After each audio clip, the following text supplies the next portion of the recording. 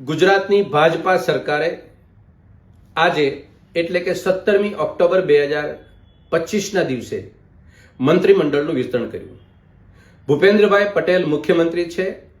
એ પહેલી વખત 2021ની અંદર મંત્રીમંડળનું વિસ્તરણ કર્યું. ત્યારે એ પહેલાની વિજયભાઈ રૂપાણીની સરકારને તમામ મંત્રીમંડળના સભ્યોને રિમૂવ કરી અને નવું મંત્રીમંડળ બનાવ્યું હતું. ખૂબ મોટી અપેક્ષાના ઢોલ ટીપણ હતા અને અમને લોકોને ટીવીની સ્ક્રીન ઉપર બોલવા પણ ન દેતા. આ મંત્રીમંડળ આવશે, જનતાની સુખાકારી, જનતાની અપેક્ષાઓ, આકાંક્ષાઓને સિદ્ધ કરવામાં સફળ થશે, આવી રૂપકડા વાક્યો બોલીને અમને બહુ કાનમાં નાખ્યા. 2022 આવે છે, પહેલા અંદર 50% મંત્રીને કાઢી મૂકે છે.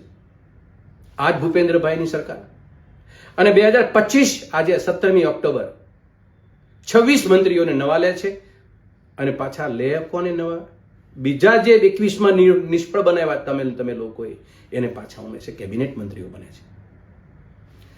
આ રાજ્યની અંદર મહિલા ઉપરના બલાત્કાર, આ રાજ્યની અંદર હત્યાઓ, આ રાજ્યની અંદર દુષ્કર્મના કેસો, ગામડાની અંદર શાળા, આરોગ્ય વિષયક ફેસિલિટી અને પરિવહનની સુવિધા, મેં આ વાત કરી, સીધી રીતે સ્પર્શે છે ગુજરાતની ભાજપા સરકારને. આ દની પરિસ્થિતિ પાછળનું નિર્માણ થયું અને આપ મંત્રી ઉપર મંત્રીમંડળના સભ્યો બદલો છો. આ દિશામાં કોઈ ફરક પડતો નથી. તો મંત્રીમંડળના સભ્યો બદલવાથી જનતાની સુખાકારી ઉપર ને જનતાની પીડા ઉપર કોઈ ફરક પડ્યો? તો કે ના. માત્ર ને માત્ર તમારા એજન્ડા સેટ કરવા માટે, જે આવનારી ચૂંટણીઓ છે એને જીતવા માટે આ ગણિત અને આંકલન કરીને તમારા પલાખાન પાસા સેટ કરો છો. દારૂ અને ડ્રગ્સ છેલ્લા 25 વર્ષની અંદર એનો ગ્રાફ આસમાને પહોંચ્યો. ગામડાની અંદર શેરીએ શેરીએ દારૂ અને શહેરની અંદર ગલીએ ગલીએ ડ્રગ્સ. આ તમારી ભાજપાની ઓળખાણ તમે છોડી દીધી. મને બતાવો, આ મંત્રીમાં કયાની એવી હિંમત છે કે ગુજરાતની અંદર દારૂબંધી છે અને દારૂબંધી ઉપર કડક કાર્યવાહી કરશે અને જનતાને એક વિશ્વાસ મળશે? આજે કોલેજમાં જતી દીકરી કે દીકરો શહેરની અંદર ડ્રગ્સના રવાડા નહીં ચડે એની ખાતરી કોણ આપશે? મંત્રીઓ બદલવાથી તમારી માનસિકતા નથી બદલાતી. તમારી માનસિકતા બદલો તો મંત્રી બદલવાની કોઈ જરૂર નથી. આ સ્થિતિની અંદર હું 2002 થી માંડી અને 2025 સુધી 127 બેઠક 2002માં જનતાએ તમને આપી હતી. 2007ની અંદર 117 વિધાનસભામાં તમારા સભ્યો હતા. 2012ની અંદર 119 સભ્યો હતા. 2017ની અંદર 99 સભ્યો હતા. અને આ વખતે 2022ની અંદર 156 બેઠકોની તમને જનતાએ મત આપ્યા. સાહેબ, ધનગડી ધનભાગ્ય છે કે જનતાએ તમને કેટલો પ્રેમ કર્યો છે. અને જનતાને બદલામાં શું મળે છે? શાળા છીનવાઈ ગઈ, આરોગ્ય વિષયક દવાખાનું ગામડાનું છીનવાઈ ગયું, પરિવહન વ્યવસ્થા એસટી બસ આવતી હતી ગઈ, રોડ રસ્તા નમાલા બની ગયા. કોઈ પ્રકારની સવગડતા ગામડાને આપવા માટેની તમારી કોઈ દૂર પણ માનસિકતા નથી બનતી. છતાં જનતા તમને મત આપે છે અને તમને સરકાર બનાવવા દે છે.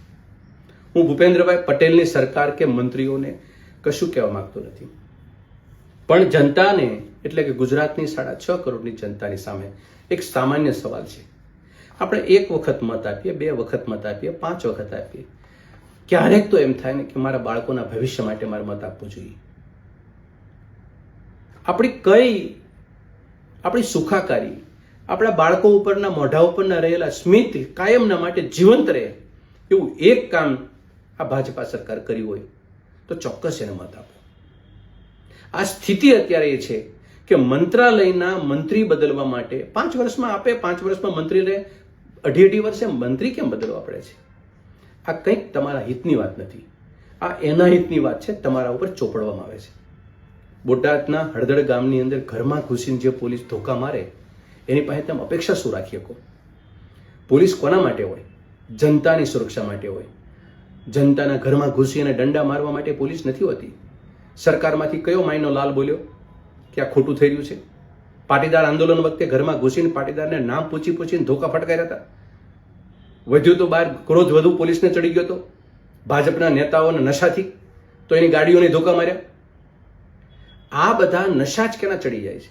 જનતાની સુખાકારીના કોલ તમે આપેલા છે અને જનતાને પરેશાન કરવા, હેરાન કરવામાં, ઘરમાં ઘૂસવા માટે સુધીની હિંમત કરી નાખો છો. એટલે જનતાને મારી વિનંતી, ચૂંટણીઓ તો બહુ બધી આવવાની છે. પણ આપણે અનેક ચૂંટણીઓમાં એક વિશ્વાસે જે મત આપ્યો હતો એ વિશ્વાસ આજે ભાંગીને ભૂક્કો થઈ ગયો છે. એટલે હું સરકારને અને સરકાર માટે બોલવા માટે નથી, આપના સૌના માટે વાત કરું છું કે મંત્રીમંડળમાં મંત્રી બદલવાથી તમારું ભવિષ્ય નથી. સરકારની માનસિકતા નથી બદલાવાની, એ વાત પાકી છે. આપણે આપણો નિર્ણય બદલીએ અને ભાજપાને પકડીએ. આભાર.